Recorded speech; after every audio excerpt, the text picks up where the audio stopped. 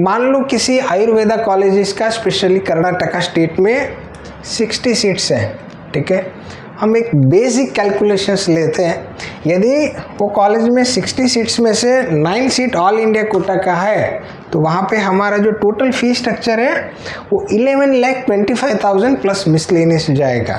कोई कोई कॉलेज में मिसलेनियस चार्ज 25,000 से लेके 1 लाख तक का होता है।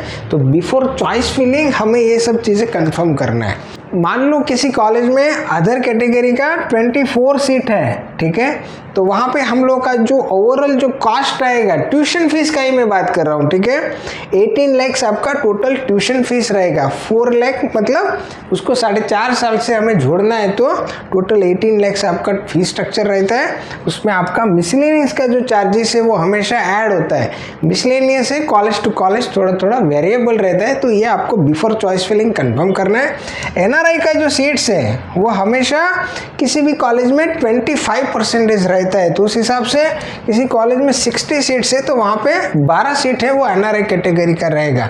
पहले जो 2 राउंड जो होते हैं, ठीक है, उसमें ये जो सीट्स है ऑल इंडिया कैटेगरी के एंड अदर कैटेगरी के सीट्स हमेशा ओपन रहते हैं, ठीक है। स्टेट कोटे के जो सीट्स है वो हमेशा कर्नाटका स्टेट के डोमिसाइल कैंडिडेट्स के लिए हमेशा अवेलेबल रहते हैं।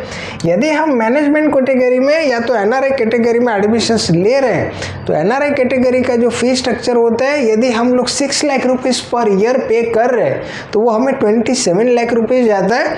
मिसलेनियस चार्जेस हमेशा अलग से रहता है।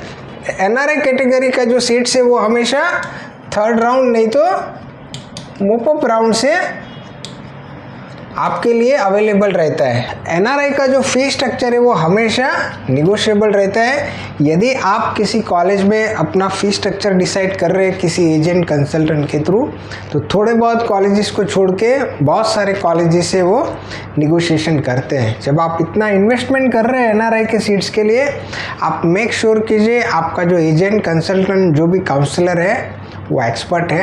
आप अपना भविष्य जब आप डिसाइड करते हैं कर्नाटका स्टेट्स में स्पेशली आयुर्वेदा के कोर्स के लिए, तो आप हमेशा ये ध्यान में रखिए कि काउंसलिंग है उसमें थोड़ी भी गड़बड़ी ना हो।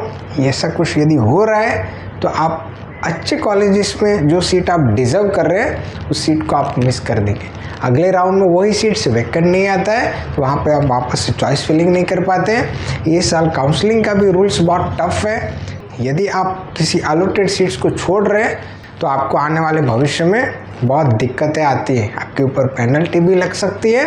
आपको नेक्स्ट राउंड में पार्टिसिपेशन करने के लिए अलाउड भी नहीं किया जाता है। तो ये सब चीज़ें बहुत ध्यान रखना है।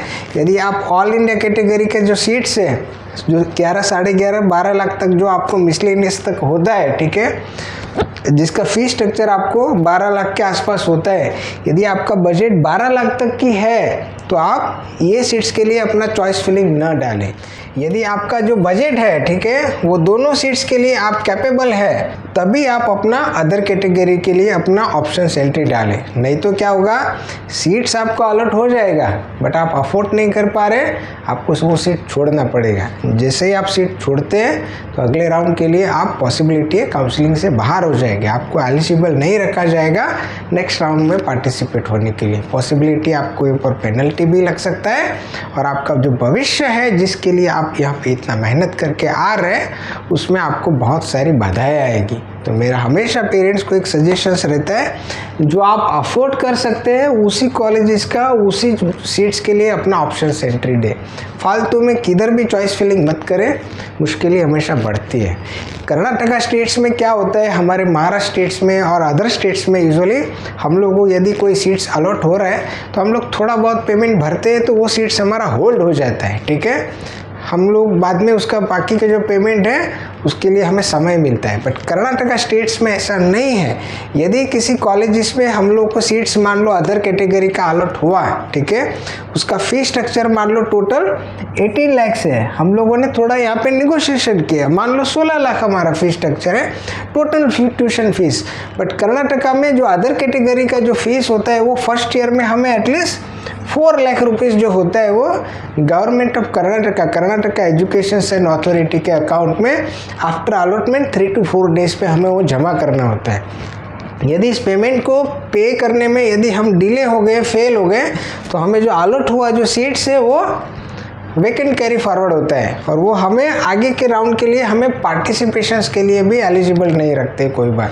तो मैं ये चीज़ हमेशा ध्यान में रखना है कि यदि मैं चॉइस फिलिंग डाल रहा है और चॉइस फिलिंग के बाद मुझे सीट्स अलॉट हो गया तो क्या मेरे पास इनफ अमाउंट है मेरे अकाउंट में, मेरे पेरेंट्स के अकाउंट में, कि मैं इमीडिएटली वो 4 लाख रुपीज़ को मैं भर पाऊँ। ठीक है, क्योंकि ये बहुत इंपॉर्टेंट टास्क होने वाला है ये साल। तो बने रहिए हमारे साथ, इसी टाइप के प्रोडक्टिव सेशंस हम आपके साथ लगातार थ्रू आउट काउंसलिंग में शेयर करेंगे। जय हिंद, जय भारत।